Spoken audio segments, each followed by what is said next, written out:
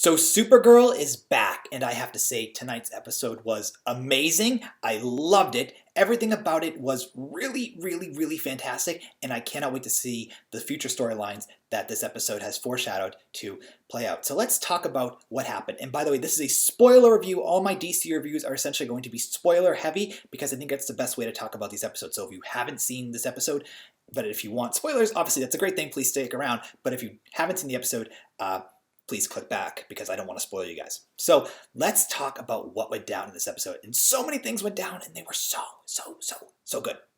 So the biggest thing about this episode is Tyler Hoechlin's Superman. And I have to say, Henry Cavill's Superman is in for some competition because he is amazing. He's just so charismatic, so fun, so lighthearted. Everything that the DCEU Superman is not, and everything about Superman that I like. So I was in love with it, and every time he was on screen, I was engaged, and by the way, he only improved Kara's character as opposed to hindering it. So the interactions between Kara and Superman were fantastic. At the end of the episode, he said that he wants to stick around because he likes being with Kara, and he likes the fact that Kara knows stories about Krypton, and he likes when she tells him those, and he wants to essentially have a family member who he's close to and can tell him things about his past and to have someone to hang out with that's like him. And I loved it.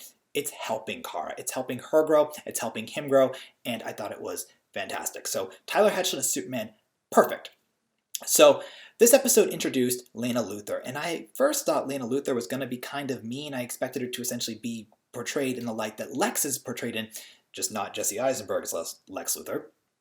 And I really liked Lena Luthor. Now, she's portrayed more or less as not a hero, but a good character, a good guy, not a villain. And she was hired, or she was a assassin victim. She was going to be assassinated by her brother. Her brother hired John Corbin to assassinate her, which was crazy. I really wonder what happened in their past that, the brother would want to kill his own sister. Not good.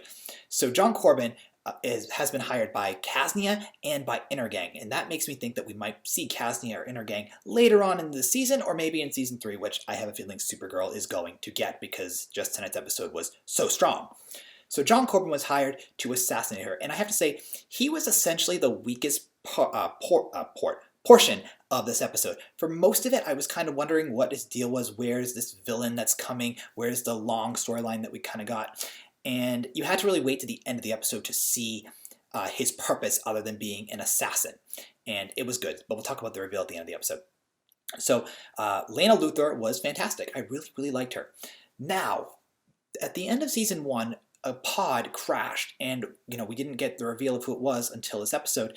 And it's been cast that we were getting Mon-El, but he wasn't named in this episode, and he didn't do anything. He was still in his coma, and it looks like next week's episode we might find out more about him, which I think will be really good.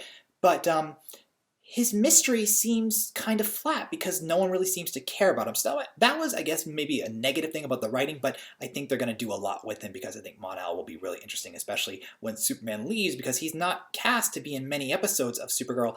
And however many episodes Mon-El is in, I hope that he has some good interactions with Kara. So that's like another mystery that they've set up, and I cannot wait to see that. But because this episode was essentially, the relationship between Kara and Superman, they didn't have time to essentially awaken Mon-El, which is fine. Now, speaking of Superman again, he has some animosity to the Martian Manhunter because the Martian Manhunter and him went on a mission one time, and they found kryptonite, and the Martian Manhunter wanted to keep it because he views Superman as a threat. And I'm thinking, why would John Jones view Superman as a threat like that? Because essentially, John Jones is a Martian with a lot of strength, a lot of power, very similar to Superman, on level with him with power, yet he views Superman as a threat. More so, not even as a rival, as a threat. And I didn't like that. And I really hope they resolve their issues fast because, John Jones and Superman are founding members of the Justice League, and I could really see the Justice League occurring through the DC TV universe.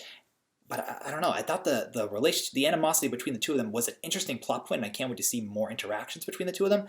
But I'm really wondering, why would the writers want to make the Martian Manhunter dislike Superman? And I'm really curious, for those of you who have watched the episode, what did you think about that? By the way, the visual effects in this episode the whole time were so stunning. When they were flying, I loved it. When Kara used her heat vision, I thought that was fantastic. I was so enthralled with the visuals. The acting, as I said, is just so good here. So the acting and visuals and just the story really engage me. I think the biggest storyline that we have here, minus the one at the end of it, is the mystery of Mon-El and the animosity between Martian Manhunter and Superman, because those are the two that I kept thinking about, and I'm really curious where it's going to go. So for non-superhero based things in this episode, Kara and Jimmy Olsen are no longer a thing, and guess what? I'm okay with that because I never shipped them as a couple. I actually preferred her with Win. This season is essentially hashtag figuring out how to be Kara. Essentially, Melissa Benoist at the end of the episode said that, and I'm really curious to see what's going to be going on in Kara's day-to-day life as she tries to establish who she is. And it's interesting because, she found her calling at the end of the episode. She wants to be a reporter like her cousin Clark, which is very admirable. And even Cat Grant said, I knew from the day I met you, you would be a reporter. And I like that. So now we're going to really see more of Kara's life. And we essentially saw that, but we saw her trying to adjust to being Supergirl. Now we're going to see Supergirl adjust to being Kara. So I think it's a really cool idea. I'm looking forward to it. Now, as I said, Jimmy and Kara aren't going to be together, and I'm really curious what you guys have to say to that for those of you who are shippers of that. Now, also, Cat Grant, Callista Flockhart, is such an amazing actress, and Cat Grant really helps drive the show. I have a note right here. The interactions between Kara and Cat help to move Kara along emotionally, and I love it. I really enjoy everything that these two have going on together. It's a mother and daughter relationship, and it's perfect, and I really love it. Kara was essentially told by Cat to take a plunge into the ocean and explore your options, and at the end of the episode, because of Cat, she was able to, and because of Clark, more or less, but I really did enjoy that. Also, Alex Danvers was quite fantastic in this episode as well. Her and John Jones, great, but Alex was able to save the day, more or less, from Lena Luthor, and I really, her and Lena Luthor had some interesting interactions, and I really just enjoyed when Alex was taking on John Corbin. That was really fun. Now, the last thing, essentially, to talk about is the big reveal of the episode, and that is Project Cadmus and Metallo. Now, John Corbin is being turned into Metallo, so we're going to see Metallo come up soon, which is interesting. As opposed to getting a girl version of Metallo, we're just getting the Metallo, which I think is really smart and really interesting, and I can't wait to see him interact with Superman.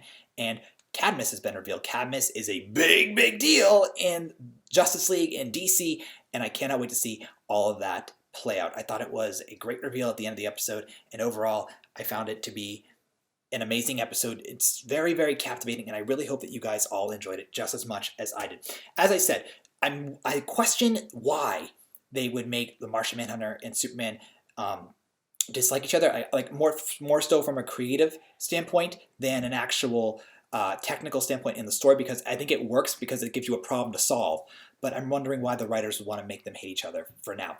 And the Mon-El mystery, I'm really curious to see play out, and how everyone's going to deal with Cadmus, because that's a big deal. They're essentially going to be able to take out Metallo, I imagine, pretty quickly, but Cadmus ain't going anywhere, and I cannot wait to see that. So overall, fantastic episode. If I have to give it a rating, 5 out of 5 stars. Perfect. And I really hope that you guys will share your thoughts about Supergirl in the comments below. So thank you for checking out my review, and we'll talk soon. All right, guys. Bye.